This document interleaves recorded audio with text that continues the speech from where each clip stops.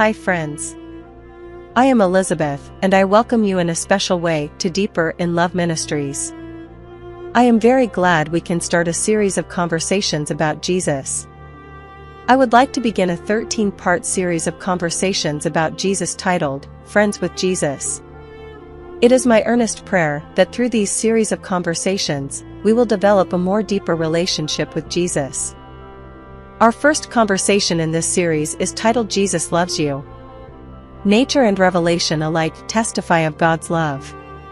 Our Father in heaven is the source of life, of wisdom, and of joy. Look at the wonderful and beautiful things of nature. Think of their marvelous adaptation to the needs and happiness, not only of man, but of all living creatures. The sunshine and the rain, that gladden and refresh the earth, the hills and seas and plains, all speak to us of the Creator's love. It is God who supplies the daily needs of all His creatures. In the beautiful words of the psalmist we read, "The eyes of all wait upon you, and you give them their food in due season. You open your hand, and satisfies the desire of every living thing." Psalm 145 verse 15 and 16. God made man perfectly holy and happy, and the fair earth, as it came from the Creator's hand, bore no blight of decay or shadow of the curse. It is transgression of God's word that has brought woe and death. Yet even amid the suffering that results from sin, God's love is revealed. It is written that God cursed the ground for man's sake. Genesis 3 verse 17. The thorn and the thistle, the difficulties and trials that make his life one of toil and care were appointed for his good as a part of the training needful in God's plan for his uplifting from the ruin and degradation that sin has wrought. The world, though fallen, is not all sorrow and misery. In nature itself are messages of hope and comfort. There are flowers upon the thistles, and the thorns are covered with roses. God as love is written upon every opening bud, upon every spire of springing grass. The lovely birds making the air vocal with their happy songs, the delicately tinted flowers in their perfection perfuming the air, the lofty trees of the forest with their rich foliage of living green all testify to the tender, fatherly care of our God and to His desire to make His children happy. The Word of God reveals His character. He Himself has declared His infinite love and pity. When Moses prayed, "Show me thy glory," the Lord answered, "I will make all my goodness pass before thee." Exodus 33 verse 18 and 19. This is His glory. The Lord passed before Moses, and proclaimed, the Lord God, merciful and gracious, long-suffering, and abundant in goodness and truth, keeping mercy for thousands, forgiving iniquity and transgression and sin. Exodus 34 verse 6 and 7. He is slow to anger, and of great kindness, because He delights in mercy. God has bound our hearts to Him by unnumbered tokens in heaven and in earth. Through the things of nature, and the deepest and tenderest earthly ties that human hearts can know, He has sought to reveal Himself to us. Yet these but imperfectly represent His love. Though all these evidences have been given, the enemy of good blinded the minds of men, so that they looked upon God with fear, they thought of Him as severe and unforgiving. Satan led men to conceive of God as a being whose chief attribute is stern justice, one who is a severe judge, a harsh, exacting creditor.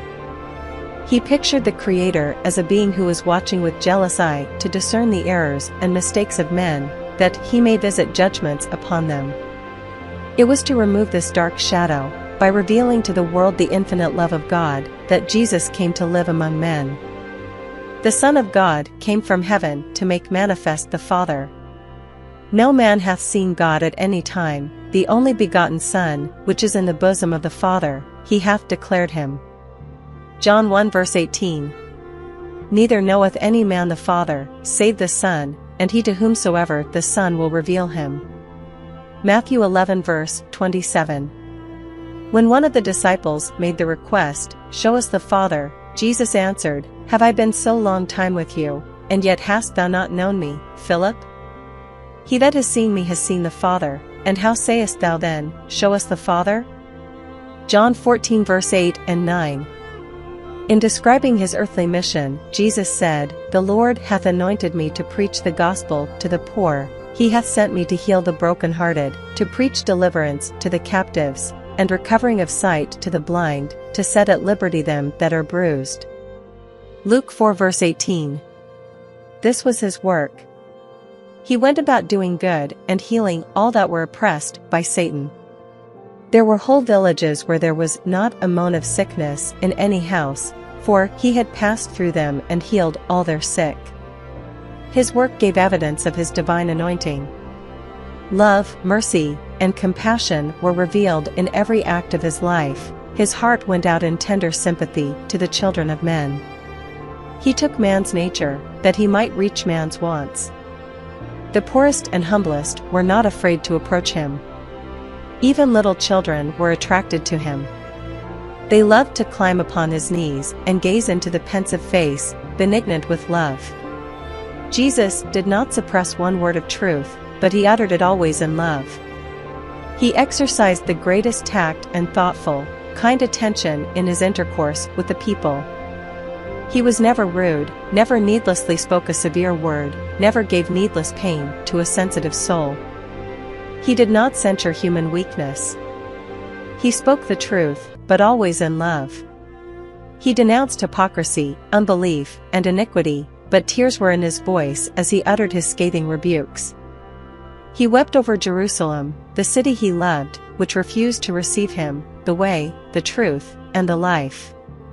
They had rejected him, the Savior, but he regarded them with pitying tenderness. His life was one of self-denial and thoughtful care for others. Every soul was precious in his eyes.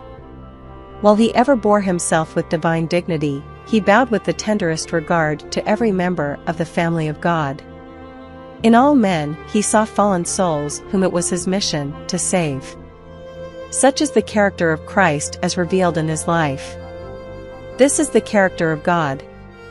It is from the Father's heart that the streams of divine compassion, manifest in Christ, flow out to the children of men. Jesus, the tender, pitying Savior, was God manifest in the flesh. It was to redeem us that Jesus lived and suffered and died. He became a man of sorrows, that we might be made partakers of everlasting joy. God permitted his beloved Son, full of grace and truth, to come from a world of indescribable glory, to a world marred and blighted with sin, darkened with the shadow of death and the curse. He permitted him to leave the bosom of his love, the adoration of the angels, to suffer shame, insult, humiliation, hatred, and death. The chastisement of our peace was upon him, and with his stripes we are healed.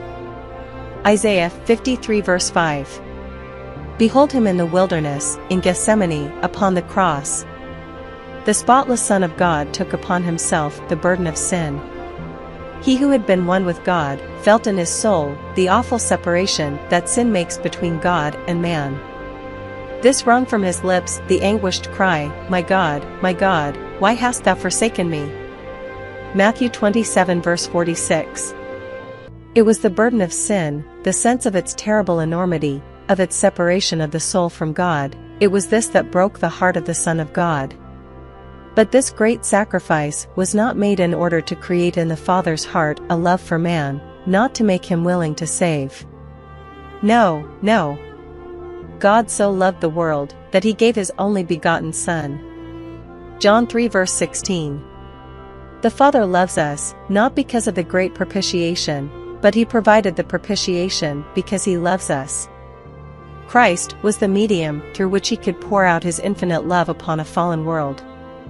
God was in Christ, reconciling the world unto himself, 2 Corinthians 5 verse 19.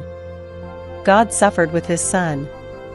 In the agony of Gethsemane, the death of Calvary, the heart of infinite love paid the price of our redemption. Jesus said, "Therefore doth my Father love me, because I lay down my life, that I might take it again." John 10 verse 17. That is, my Father has so loved you that he even loves me more, for giving my life to redeem you. In becoming your substitute and surety, by surrendering my life, by taking your liabilities, your transgressions, I am endeared to my Father, For by my sacrifice, God can be just, and yet the justifier of him who believeth in Jesus. None but the Son of God could accomplish our redemption, for only he who was in the bosom of the Father could declare him. Only he who knew the height and depth of the love of God could make it manifest. Nothing less than the infinite sacrifice made by Christ in behalf of fallen man could express the Father's love to lost humanity. God so loved the world that he gave his only begotten Son. He gave him not only to live among men, to bear their sins, and die their sacrifice. He gave him to the fallen race. Christ was to identify himself with the interests and needs of humanity. He who was one with God has linked himself with the children of men by ties that are never to be broken. Jesus is not ashamed to call them brethren. Hebrews 2 verse 11. He is our sacrifice, our advocate, our brother, bearing our human form before the Father's throne, and through eternal ages one with the race he has redeemed, the Son of Man. And all this that man might be uplifted from the ruin and degradation of sin, that he might reflect the love of God and share the joy of holiness. The price paid for our redemption, the infinite sacrifice of our Heavenly Father in giving His Son to die for us, should give us exalted conceptions of what we may become through Christ. As the inspired Apostle John beheld the height, the depth, the breadth of the Father's love toward the perishing race, he was filled with adoration and reverence, and, failing to find suitable language in which to express the greatness and tenderness of this love, he called upon the world to behold it. Behold, what manner of love the Father hath bestowed upon us, that we should be called the sons of God. 1 John 3 verse 1. What a value this places upon man! Through transgression, the sons of man become subjects of Satan. Through faith in the atoning sacrifice of Christ, the sons of Adam may become the sons of God. By assuming human nature, Christ elevates humanity. Fallen men are placed where, through connection with Christ, they may indeed become worthy of the name sons of God. Such love is without a parallel. Children of the Heavenly King. Precious promise. Theme for the most profound meditation. The matchless love of God for a world that did not love Him. The thought has a subduing power upon the soul and brings the mind into captivity to the will of God.